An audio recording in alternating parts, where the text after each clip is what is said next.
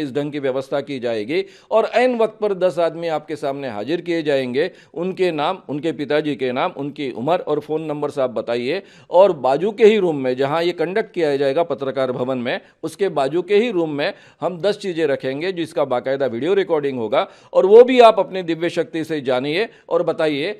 2 बार ये कंडक्ट किया जाएगा क्योंकि पहली बार गलती हो सकती है, इसलिए रिपीटेशन की आवश्यकता है। और दिव्य शक्ति तो आप बार बार रोज उसका उपयोग करते हो, इसलिए आपको कोई प्रॉब्लम नहीं होना चाहिए। और दोनों बार अगर आप 90% से ज्यादा करेक्ट कहते हो तो अखिल भारतीय अंधश्रद्धा निर्मूलन समिति का 40 सालों से जो आह्वान दे रहे हैं उसका भी 30 लाख रुपए का पारितोषिक है, वो आपको मिलेगा। अगर आपको पैसे नहीं चाहिए तो वैसे ही आप आइए, केवल दिव्य शक्ति सिद्ध करने के लिए आइए। और 2 बार आप अगर ये सिद्ध कर पाए 90% करेक्ट, तो मैं आपके चरणों पर माथा टेकूंगा, आपसे माफी मांगूंगा और हमेशा के लिए अंधश्रद्धा निर्मूलन समिति का काम, जो समिति गए 40 सालों से काम कर रही है, कहती है कि हम धर्म के खिलाफ नहीं, भगवान के खिलाफ नहीं, लेकिन धर्म और भगवान के नाम पर जो लोगों के साथ में ठगी करते हैं, उनका शोषण करते हैं, उन लोगों के खिलाफ यह समिति काम करती है। और आज तक हजारों बाबाओं, मांत्रिकों, शरीर में देवी लाने वाले शरीरों यानी लोगों को और ज्योतिषियों को हमने एक्सपोज किया है, बड़ों बड़ों को नागपुर से खदेड़ा है। इसीलिए नागपुर को पोलखोल शहर कहा जाता है। ये समिति हम बंद कर देंगे, माफ़ी भी मांगूंगा और समिति भी बंद करूंगा, ये जाहिर तरीके से कहा है। इसलिए अपने आप को वो शेर कहते हैं, उन्होंने आना चाहिए, नागपुर में आना चाहिए। हमारा कोई बंद कमरे का दरबार नहीं है, उनको सामना करना चाहिए। हमारा मुंह फट अपने कैमरे पर कोई भी चैलेंज कर सकता है। लाखों लोग आते हैं, लाखों लोग हमारे सामने दरबार बागेश्वर बालाजी के दरबार में बैठते हैं। वो आएँ, जो हमें प्रेरणा लगेगी वो हम लिखेंगे और जो कलमबद्ध करेंगे वो सत्य निकलेगा। हमें अपने इष्ट पर इतना भरोसा है, उनको आना चाहिए। 8 तारीख को पहले बाकी जो वीडियोस उपलब्ध है उसके आधार पर, और 10 तारीख को नागपुर में जो उनके दरबार भरे और प्रेत दरबार भरे, उनके वीडियोस के आधार पर ये शिकायतें की है।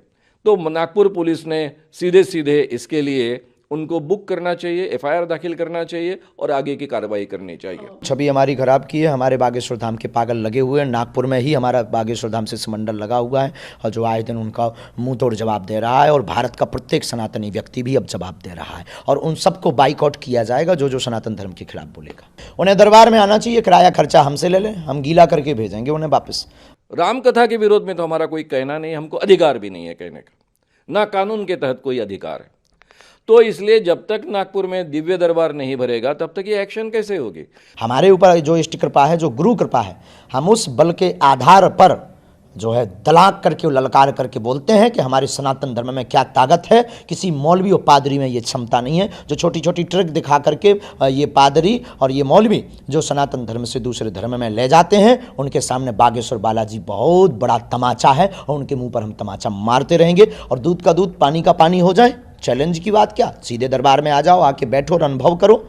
लाखों लोग आते हैं, उनसे पूछो, उनसे अनुभव करो। वो बुद्धू थोड़ी है, हम किसी को बुलाते नहीं हैं, हम किसी कोई दावा नहीं करते हैं। हमें जो इष्ट कृपा होगी हम वो लिखेंगे, जो हमारे गुरु की कृपा होगी हम वो लिखेंगे, जो हमारे हनुमान जी प्रेरणा देंगे हम वो लिखेंगे। और जो भी लिखेगा हमें इष्ट पर भरोसा है वो सच और सत्य निकलेगा। अगर ये अंधविश्वास है अपने ईश्वर की, अपने आराध्य देव की और सनातन धर्म का प्रचार करना अगर अंधविश्वास है तो प्रत्येक भारत का सनातनी जेल जाना चाहिए, वरना ये मुंह चलाना बंद कर देना, वरना ठटरी मारेंगे। चमत्कार का प्रयोग प्रदर्शित कर कर अगर कोई आर्थिक प्राप्ति करता है तो सीधे सीधे कानूनन अपराध है।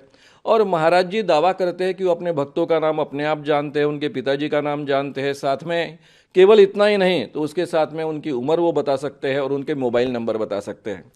भक्तों के घर में कौन सी चीज़ कहाँ रखी है ये भी वो बता सकते हैं। ये दिव्य शक्ति है, इसको इंट्यूशन कहा जा सकता है, टेलीपैथी कहा जा सकता है, और कहीं भी जाकर देखने की क्षमता, इसको क्लेरोवेंस कहते हैं। दुनिया में आज तक ये सिद्ध नहीं हुई।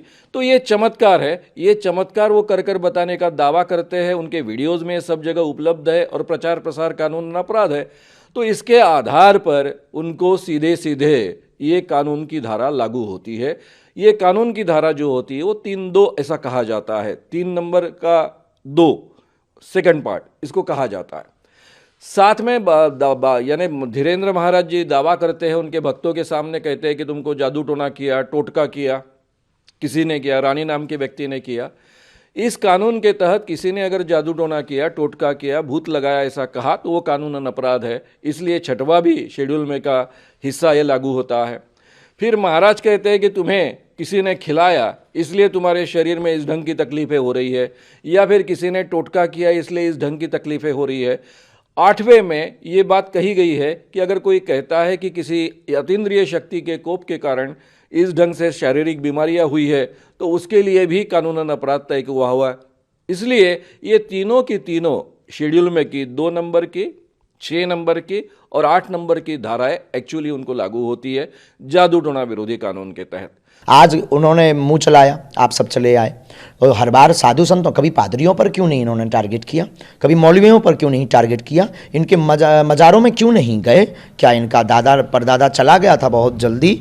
उनके घर पे भी कभी जा कर के देखो, नानी याद आ जाएगी। यह भारत देश इतना विचित्र देश है, यहाँ पर सनातनी हिंदू, सनातनी संत और सनातनी भक्तों पर टारगेट उठाना, उंगली उठाना बहुत सरल है, पर दूसरे धर्म के बारे में वो लोग जो है चीपटा नहीं करते, क्योंकि उन्हें पता है भारत में रहना मुश्किल हो जाएगा। इसलिए हम हिंदुओं को जगाने की बात करते हैं। बहुत बड़ी मिशनरियाँ पीछे लगी हैं, जिनके करोड़ों रुपए खर्च हुए हैं धर्म बदलवाने में, उन्होंने ही हमारे ऊपर यह टारगेट किया है। वामपंथी है, और हम यही कहेंगे दूध का दूध और पानी का पानी